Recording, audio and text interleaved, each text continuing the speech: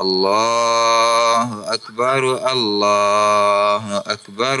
Okufaananako n'ebitundu ebirala mu ggwanga, abasiraamu basalira mu muzikiti gw'e Nakasero mu Kampala babukeereza nkokola okugenda mu kisaawe ky'essomero lya Nakivubo Blue Primary School okusala Idi emalako ekisiibo eky'omwaka 2026.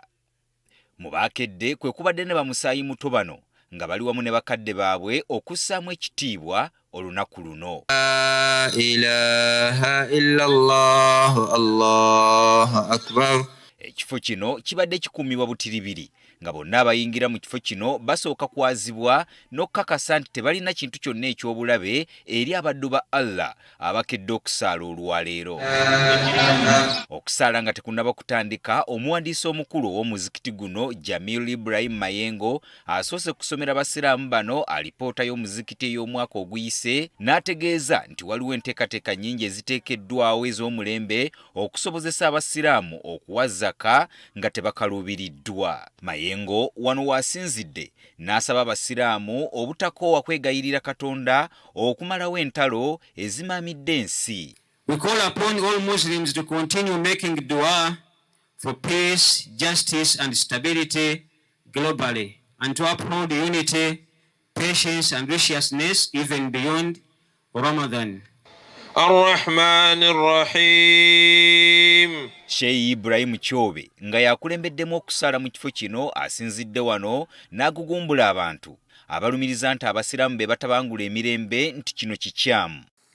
Zisiriza kugamba nti ffe abasiraamu tukuume emirembe. Ffe abasiraamu emirembe butonde bwaffe. Kubanga eddiini yaffe eddiini ya mirembe. N'ekiramuso kyaffe ekiramuso kya mirembe. Ngamba abo abatali basiraamu timukuume emirembe. Mwe muvaako emirembe okutyoboolwa.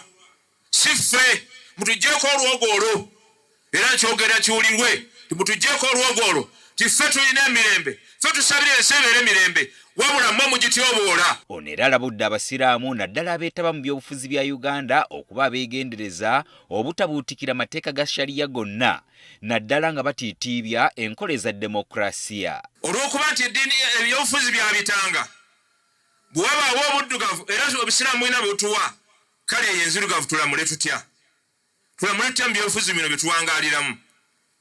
Tutuuka ekiseera ntugamba tewali kyakkola, wabaawo ebyokulonda, abagenda mu byokulonda mu byenyigiremu, naye nga tumanyi nti obufuzi obuliwo bwa demokrasi ate ffe enfuga yaffe eteekwa kuba ya shariya. Sheikh Kyobe agugumbudde n'abasiraamu abajajaamya ekiramuso ekikulu ekya Allah nga bakituusa ne ku bantu abatagwanidde kukifuna. Era nze nsemberera oba si kusemberera, nkolera ddala ebbuba n'obujja ku salaamu eyo giwa omuntu nga tasekeddwa kubeera nti egiweebwa. Era njagala okutegeeza nti mugiveeko abalowooza nti salaamu ya buli omu. Salaamu tahiyyatul mu'minin wa tahiyyatul muslimin, kiramuso ky'abakkiriza.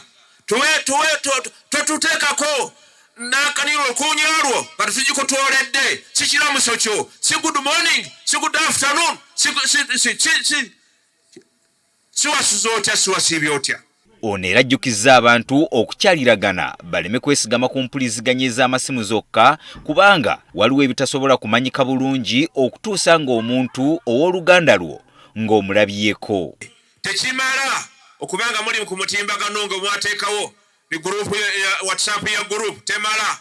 Tekimala okubanga owuliza muwulize gw'osobola okutuukako mutuukeko omulabe, ate manya atakuyunga otakufaako oyo yaliko empeera. Okusala nga kuwedde, abantu ab'enjawulo boogeddeko naffe okutubuulira embeera nga bw'ebadde mu budde obw'ekisiibo. Nga ndi musanyufu nnyo kubanga Allah asobodde okuntuusa ku lunaku olwaleero lwayidi. Era ndi musanyufu nnyo kubanga nsobodde okusiiba ekisiibo kyange kyonna ne nkimalako bulungi. Nebaza abantu okusaala, nebaza abantu okusiiba, nsaba Allah abawemu obulungi. Byonna nga biwedde, bano bafulumye mu ssanyu okugenda okusanyuka mu lunaku luno olwa Idi. Gerald Damulira, Agafeeyo ku Spark TV. Allahu Akbar.